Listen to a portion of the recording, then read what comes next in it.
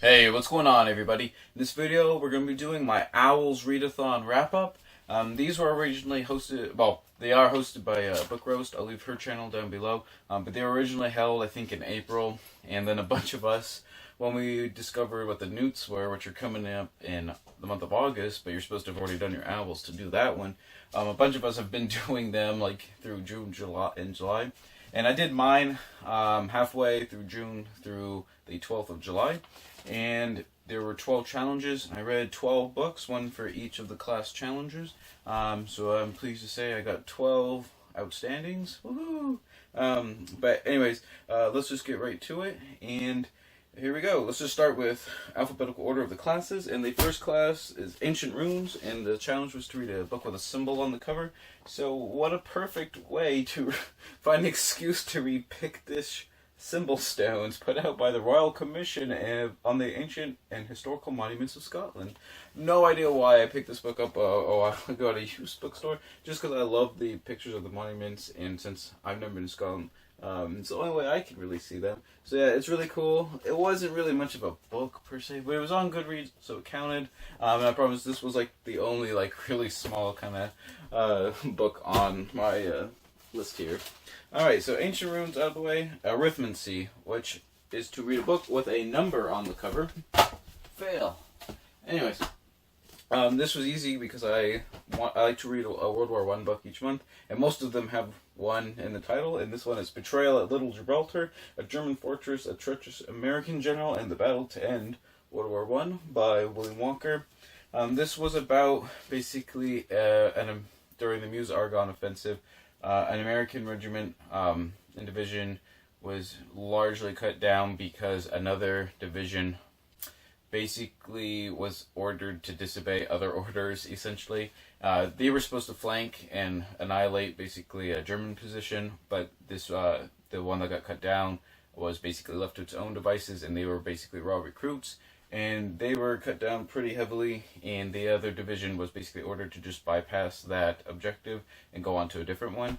And then there was like kind of a whole cover-up after the war, during the rest of the war and then after the war, about that whole incident. And basically this book is just a highlight of what actually happened at Montfaucon, which was the German fortress. And it was really enlightening, lots of good source material, definitely profiled lots of the individuals really well, and basically portrayed as many sides of as many perspectives of the incident that he could, and basically does demonstrate that just petty politics and hubris basically can get in the way during wartime, and lots of innocent men basically lost their lives for basically petty reasons essentially. So yeah, there's arithmancy right there. Alright. Astronomy, read a science fiction book. I didn't have a science fiction book in my library per se, but I did have science fantasy, which is about a planet that humans have colonized in the future, so that is science fiction in my book. But this is a sequel to Black Sun Rising, and it's obviously the second book in the Coldfire trilogy. It's really, really good. A lot of the bad things, or the things I didn't like, I guess, in Black Sun Rising, which I still love, by the way, one of the major things that irritated me in the first book is not present at all in this book, so that was definitely a big plus. Felt that a lot of the characters got a lot more in-depth characterization, which is really good in my book, and a lot of the sort of crazy stuff of the Fae, which is like kind of like the life stream of the planet Urna, and that's how like sorcerers and basically magic sort of kind of happens through like this ecological thing. That's elaborated quite a bit more in this one. But yeah, I really enjoyed it. It's kind of more of a dark philosophical fantasy series, if that's more of your thing. But yeah, highly recommended the Coldfire trilogy. Alright, let's see. Care of Magical Creatures. And the challenge was to read a magical creature on the cover or involved in the story, I think. And I went with J.R.R. Tolkien's The Legend of Sigurd and Gudrun. And there's the Horse of Grani right here, and I believe that's Fafnir the Dragon, kind of in the scroll work. But this is basically Tolkien, obviously the author of Lord of the Rings and The Hobbit. He was like a linguist and just a scholar of like Anglo-Saxon history, like as a professor, and he was really heavily, really into language study. and he translated basically what this is his own renditions of the Lay of Sigurd and the Lay of Gudrun, which are largely based on the Poetic Edda and the Lay of the Volsungs, or the Volsunga Saga, if you guys know what that is from Old Norse poetry. I didn't care for it too much, to be honest. This book, only probably about a quarter of it is the actual poetry. A lot, well, maybe a third. A lot of it is just sort of commentary on the poems, and then just kind of essays on like the Poetic Eddas and how Tolkien like found his sources and used them and stuff like that. I guess just really wasn't my thing, to be honest. His original poems are they're okay, I guess, but I mean, to be honest, if I didn't know they were Tolkien's, I probably wouldn't have thought anything super special of them. So yeah, so there's Care of Magical Creatures. All right, next up is Charms, and was just to read a fantasy book. And originally I was going to read The Crimson Campaign by Brian McClellan. That's like a 600 or 550 page book or something. And I knew I was starting to run kind of low-ish on time. So I made an executive decision to change it to a book about half the size. And I picked up this entire trilogy, which is the Iron Tower trilogy by Dennis McKiernan. Picked that up and used the entire trilogy in these like pulpy paperback forms, which all the covers kind of match, and this cool sort of artwork on them. This one is the first book, and it's The Dark Tide. And essentially, this is sort of, it was originally meant to be like a Lord of the Rings sequel spin-off thing, and then the Tolkien estate basically said no, so he rewrote it like a tiny bit. But basically, like, for example, there are the Warrows, which are essentially hobbits that know how to fight. You know, a lot of people bash the book, saying it is basically a Tolkien ripoff, which it kind of is, but it does have its own unique elements to it as well. I'm still mulling this one over. I'm not quite sure what I think of it. Sometimes the prose seems like just really bare bones and basic. Sometimes that's a good thing, and sometimes it came across really refreshing, and then sometimes it came across not so much. So yeah, I don't know. I'm gonna have to, obviously all these books I gotta do a book review on, but this one I really gotta think over like how I actually felt about it. I'm still not really entirely sure.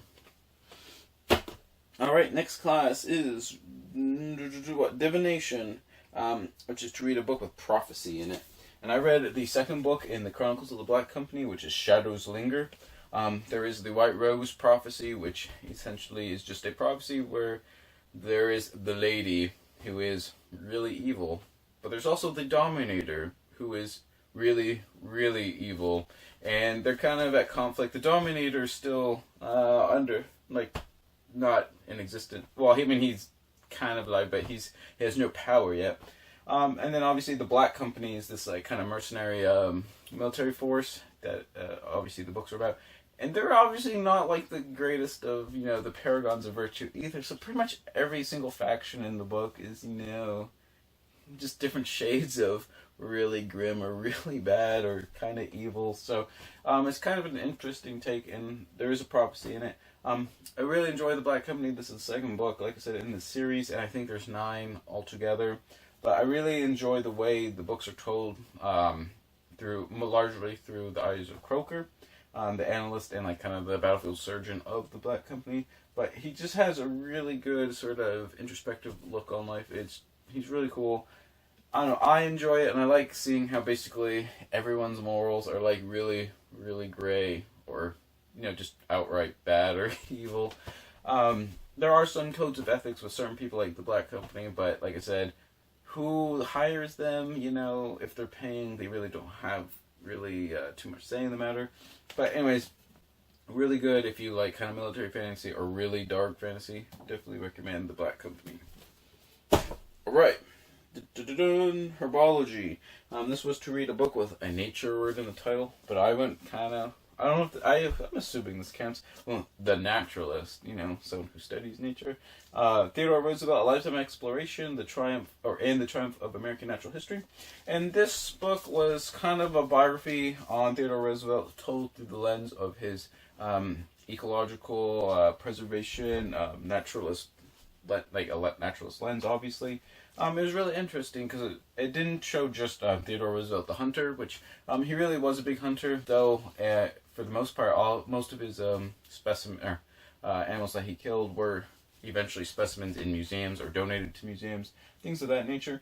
But it also highlights other famous preservationists or naturalists and scientists that were contemporaries with Theodore Roosevelt. And it shows how much he learned and actually his contributions to naturalism in actual scientific literature. So I found this was really cool, just kind of different slant on Theodore Roosevelt. Obviously, he's the one that started the national parks, things of nature. I think it could have delved into that part a little bit more when he was governor of New York and president of the United States. But overall, I still thought this was a really good book. All right, so there's herbology. All right, next up is history of magic. Right? Yes. That was to read historical fiction, and I kind of cheated with this one as well. Most people I saw were reading mythology books, so I did the same thing. I thought I had Edith Hamilton's mythology, but apparently I lost it, or I actually never had it. So I listened to the audiobook format of Mythology by Edith Hamilton. This is really good. If you guys, if someone's actually looking for just, a compendium or just a very overarching resource on Greco-Roman or classical mythology, this is definitely the book to get. It might not be entirely comprehensive, covering every single entity, but it comes pretty darn close if it doesn't. Like I said, it covers all most of the gods and goddesses, stuff like that. Minor deities and heroes and legends. But she also covers figures from the playwrights, these guys, and the epic poetry of Homer and Hesiod's Theogony, things like that nature. So she covers prose and poetry, playwrights, mythology, everything. It's pretty much all in there. Like I said, it's probably one of the best just sort of all-encompassing resources on Greco-Roman mythology, if that's sort of a topic lots of people enjoy. So I definitely highly recommend Edith Hamilton's mythology. Okay, and next up we have Muggle Studies, which I barely squeezed in. I've been reading about the Hittites, and for whatever reason I saved it for last. Well, actually, I think I started at the beginning and I read 40 or 50 pages and then let it go, and then I had to just speed read the last 100 pages or so. But this is the Hittites and their contemporaries in Asia Minor by G.J. McQueen. And the highlight of this book is it's just full of photographs and illustrations about the Hittites. I think the tag was 149 or 151, something like that, illustrations. It was pretty standard work, the text itself was. The notes are pretty good, I'd say. Not a lot of them I can't use because they're in German, things of that nature. But there were a few really good digressions on sort of random topics, such as the big one in this one that I was interested in was where the Hittites were getting most of their tin from. Because you'd think during the Bronze Age, bronze being the main metal, obviously, of that era, which is made by smelting copper and tin, you'd think there's just tons of tin all over the place, tin and copper. While copper was fairly common, tin is still highly debated, where all these civilizations were getting the majority of their tin resources from. So there was quite a bit of dialogue just on that sort of question, that topic, which I found really interesting. So overall, it was still a really good book. It's a good complement to some of the other Hittite books I've read. So there's the Hittites and their contemporaries in Asia Minor for really old Muggles, for Muggle studies. Okay, and next up we have potions. And that was to read a book where alchemy is involved. And I went with a medieval romance, the Romance of Tristan, or you might know it as the Romance of Tristan and Isolde, or Isolde, depending on the author or translator. This is by Beroul, and basically all we know about him is he was a medieval French poet. But this is one of the earliest sources of the Romance of Tristan. Essentially, there is a important potion that's involved in the storyline where Tristan goes off and rescues Isolde in Ireland for his liege lord Mark. On the way back over to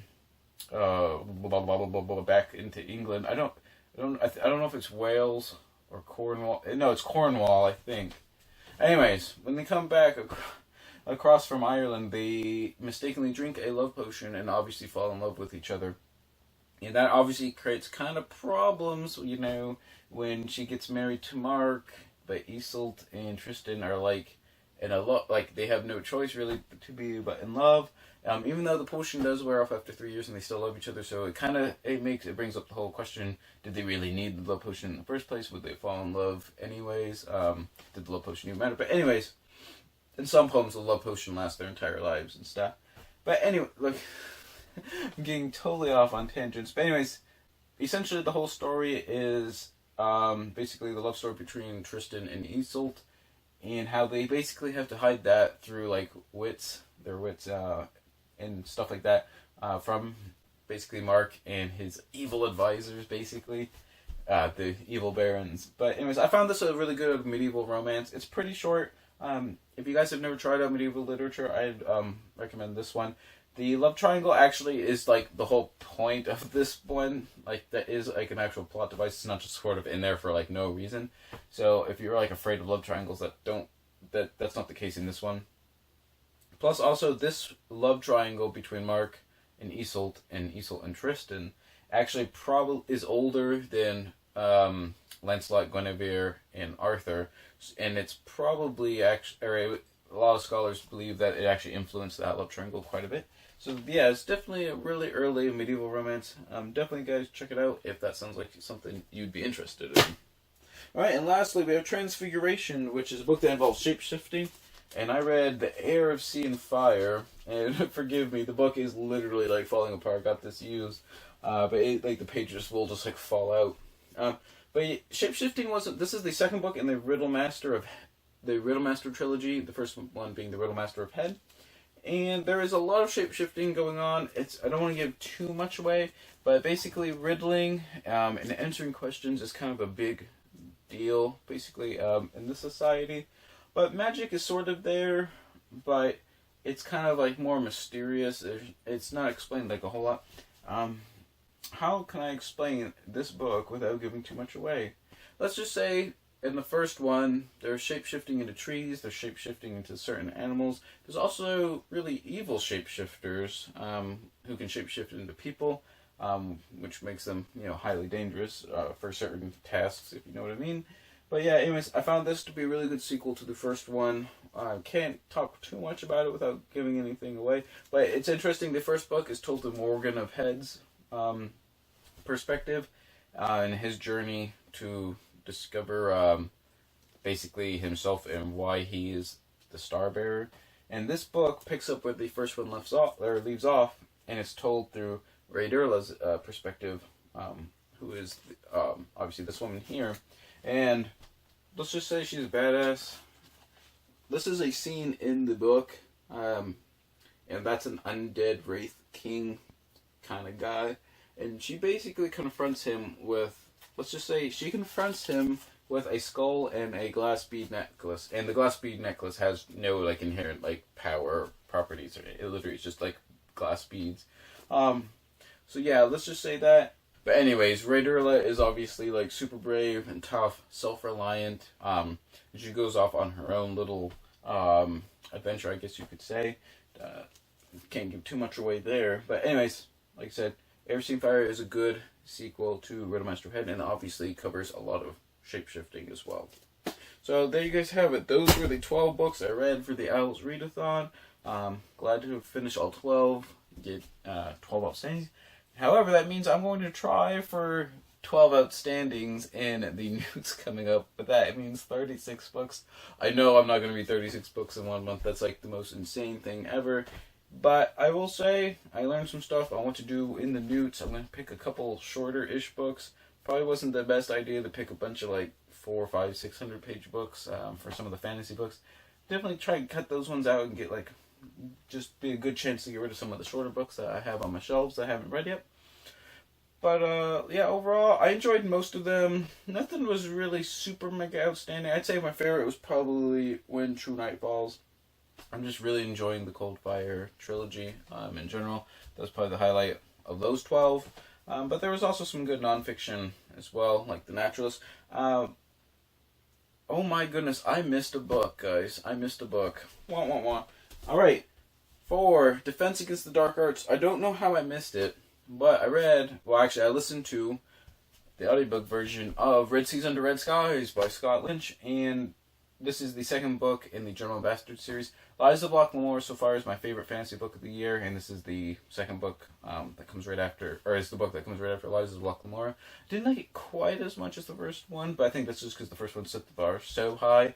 I just love the characters, especially the relationship between Jean and Locke. I just felt it was tremendous. Obviously, the cons and the schemes and the plots going on in the Gentleman Bastard works are just amazing. They're really fun to read. They're awesome. Listening to it was really good as well. The narrator did a tremendous job. You guys should definitely go check that out if you're kind of on the fence about it. Definitely check out the Gentleman Bastard series. I can't recommend that one enough. And I usually don't like rogues or assassins or thieves, things like that. However, the Gentleman Bastards and Jean Locke are definitely changing my mind a little bit on that one. Like I said, can't recommend that one enough. In case, there's the 12th book. I don't know how I missed that. It's right there on my paper, but I just totally messed that one up. So actually, yeah, Red Seas Under a Sky is probably the highlight. Then When True Night Falls is probably the second best one I read. But anyway, so there's the 12 books. If you guys have any comments or questions, just leave them down below. I'd be happy to talk to you about any of the books or any questions you have about them. Just tell me what you guys thought if you've also read them. Just give me any recommendations that you think I might like. And whatever you're reading, always remember, read victoriously.